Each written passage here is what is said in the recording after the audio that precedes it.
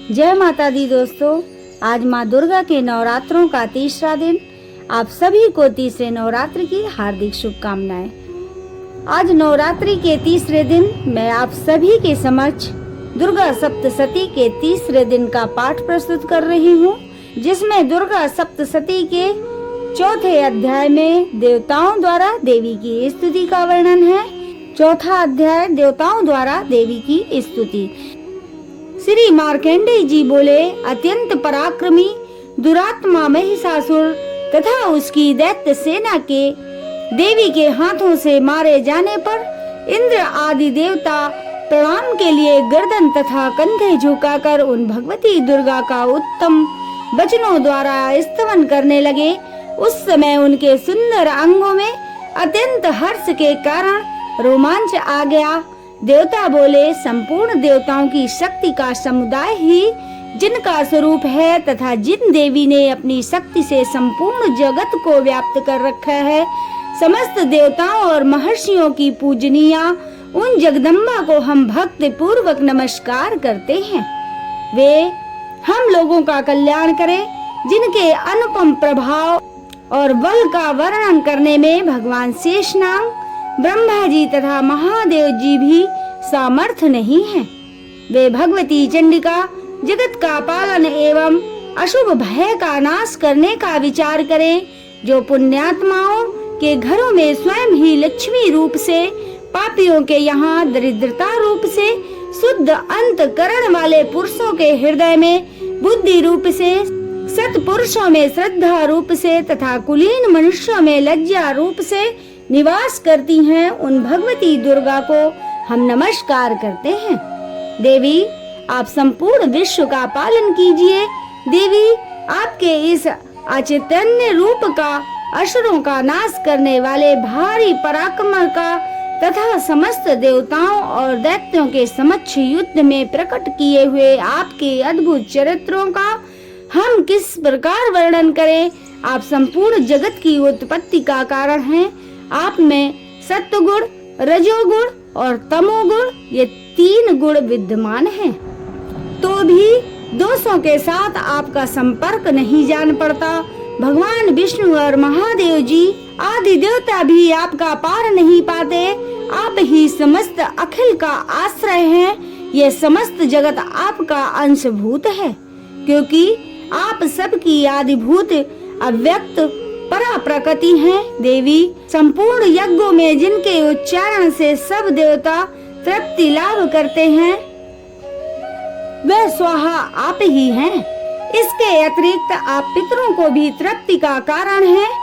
सब लोग आपको सुधा भी कहते हैं। देवी, जो मोक्ष की प्राप्ति का साधन है, अचैतन्य है, समस्त दोषों से रहित, जितेंद्रिय, तत्वों को ही सार वस्तु मानने वाले तथा मोक्ष की अभिलाषा रखने वाले मुनिजन जिनका अभ्यास करते हैं, वे भगवती आप ही हैं। आप शब्द रूप हैं, अत्यंत निर्मल उद्गीत के मनोहर पदों के पाठ से युक्त साम वेद का भी आधार आप ही हैं। आप देवी, तीनों वेद और भगवती 6 ऐश्वर्य से युक्त हैं। इस विश्व की उत्पत्ति एवं पालन के लिए आप ही कृषि एवं आजीविका के रूप में प्रकट हुई हैं। आप संपूर्ण जगत की पीड़ा का नाश करने वाली हैं। हे देवी, जिससे समस्त शास्त्रों के सार का ज्ञान होता है, वह मेधा शक्ति आप ही हैं। दुर्गम भवसागर से पार उतरने वाली नौका रूप दुर्गा देवी भी आप ही हैं। आपकी कहीं भी आसक्ति नहीं है। कैटभ के शत्रु भगवान विष्णु के वक्ष स्थल में एकमात्र निवास करने वाली भगवती लक्ष्मी तथा भगवान चंद्रशेखर द्वारा सम्मानित गौरी देवी भी आप ही हैं। आपका मुख मंद मुस्कान से सुशोभित, निर्मल पूर्ण चंद्रमा के बिंब का अनुकरण करने वाला और उत्तम स्वर्ण की मनोहर कांति से कमनीय है। तो भी उसे देखकर महिषासुर को क्रोध हुआ और सहसा उसने उस पर प्रहार कर दिया। ये बड़े आश्चर्य की बात है। हे देवी, वही मुख जब क्रोध से युक्त होने पर उदय काल के चंद्रमा की भांति लाल और तनी हुई भौहों के कारण विकराल हो उठा, तब उसे देखकर तो महिषासुर के प्राण तुरंत नहीं निकल गए। ये उससे भी बढ़कर आश्चर्य की बात है, क्योंकि क्रोध से भरे हुए यमराज को देखकर भला कौन जीवित रह सकता है। हे देवी, आप प्रसन्न हो। परमात्मा स्वरूप आपके प्रसन्न होने पर जगत का अभ्युदय होता है और क्रोध में भर जाने पर आप तत्काल ही कितने कुलों का सर्वनाश कर डालती हैं। ये बात अभी अनुभव में आई है, क्योंकि महिषासुर की यह विशाल सेना क्षण भर में आपके कोप से नष्ट हो गई है। सदा अभ्युदय प्रदान करने वाली आप जिन पर प्रसन्न रहती हैं, वे ही देश में सम्मानित हैं। उन्हीं को धन और यश की प्राप्ति होती है। उन्हीं का धर्म कभी शिथिल नहीं होता तथा वे ही अपने हष्ट पुष्ट स्त्री पुत्र और भृत्यों के साथ धन्य माने जाते हैं। हे देवी, आपकी ही कृपा से पुण्यात्मा पुरुष प्रतिदिन अत्यंत श्रद्धा पूर्वक सदा सब प्रकार के धर्मानुकूल कर्म करता है और उनके प्रभाव से स्वर्ग लोक को जाता है। इसीलिए आप तीनों लोकों में निश्चय ही मनवांछित फल देने वाली हैं। हे माँ दुर्गे, आप स्मरण करने पर सब प्राणियों का भय हर लेती हैं और स्वस्थ पुरुषों द्वारा चिंतन करने पर उन्हें परम कल्याणमयी बुद्धि प्रदान करती हैं। दुख, दरिद्रता और भय हरने वाली देवी, आपके सिवा दूसरी कौन है जिसका चित्त सबका उपकार करने के लिए सदा ही दयालु रहता है। हे देवी, इन राक्षसों के मारने से संसार को सुख मिले तथा ये राक्षस चिरकाल तक नरक में रहने के लिए भले ही पाप करते रहे हों, इस समय संग्राम में मृत्यु को प्राप्त होकर स्वर्गलोक में जाएं। निश्चय ही यही सोचकर आप शत्रुओं का वध करती हैं। आप शत्रुओं पर शस्त्रों का प्रहार क्यों करती हैं? समस्त असुरों को दृष्टिपात मात्र से ही भस्म क्यों नहीं कर देती? इसमें एक रहस्य है। ये शत्रु भी हमारे अस्त्रों से पवित्र होकर उत्तम लोक को जाएं, इस प्रकार उनके प्रति भी आपका विचार अत्यंत उत्तम रहता है। खड़ग के तेज पुंज की भयंकर दीप्ति से तथा आपके त्रिशूल के अग्रभाग की घनीभूत प्रभा से चौंधिया कर जो असुरों की आंखें फूट नहीं गईं, उसमें कारण यह था कि वे मनोहर रश्मियों से युक्त चंद्रमा के समान आनंद प्रदान करने वाले आपके इस मुख का दर्शन करते थे। हे देवी, आपका शील दुराचारियों के बुरे बर्ताव को दूर करने वाला है। साथ ही यह रूप ऐसा है जो कभी चिंतन में भी नहीं आ सकता और जिसकी कभी दूसरों से तुलना भी नहीं हो सकती, तथा आपका बल और पराक्रम तो उन दैत्यों का भी नाश करने वाला है जो कभी देवताओं के पराक्रम को भी नष्ट कर चुके थे। इस प्रकार आपने शत्रुओं पर भी अपनी दया की ही प्रकट की है।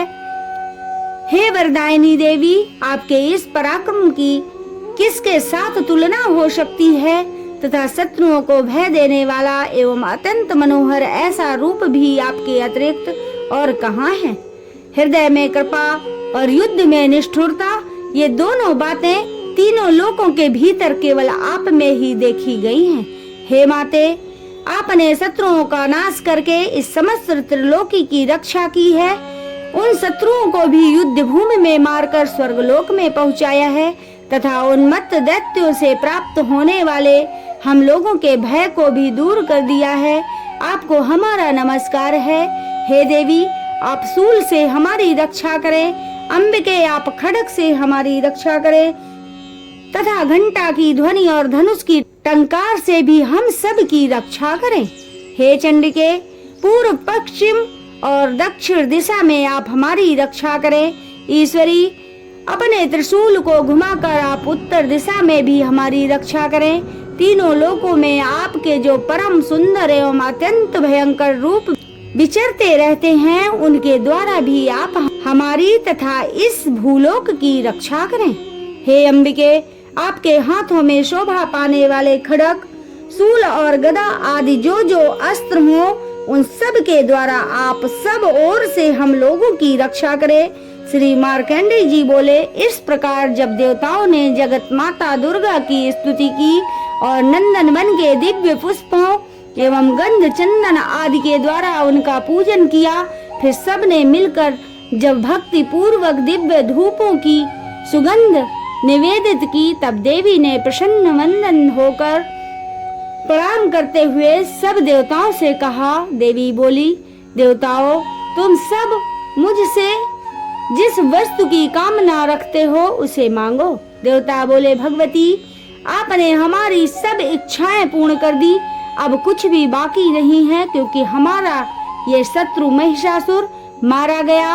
हे महेश्वरी, इतने पर भी यदि आप हमें और वर देना चाहती हैं तो हम जब जब आपका स्मरण करें तब तब आप दर्शन देकर हमारा महान संकट दूर कर दिया करें।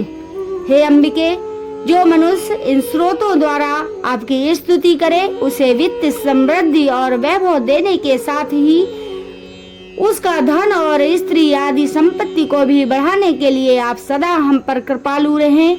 ऋषि बोले, राजन, देवताओं ने जब अपने तथा जगत के कल्याण के लिए भद्रकाली देवी को इस प्रकार प्रसन्न किया, तब वे तथास्तु कहकर वहीं अंतर्ध्यान हो गई। भूपाल, इस प्रकार पूर्व काल में तीनों लोकों का हित चाहने वाली देवी जिस प्रकार देवताओं के शरीर से प्रकट हुई थी, वह सब कथा मैंने तुम्हें सुनाई। अब पुनः देवताओं का उपकार करने वाली वे देवी दुष्ट दैत्यों तथा शुंभ निशुंभ का वध करने एवं सब लोगों की रक्षा करने के लिए गौरी देवी के शरीर से जिस प्रकार प्रकट हुई थी, वह सब प्रसंग मेरे मुख से सुनो, मैं उसका तुमसे वर्णन करता हूँ।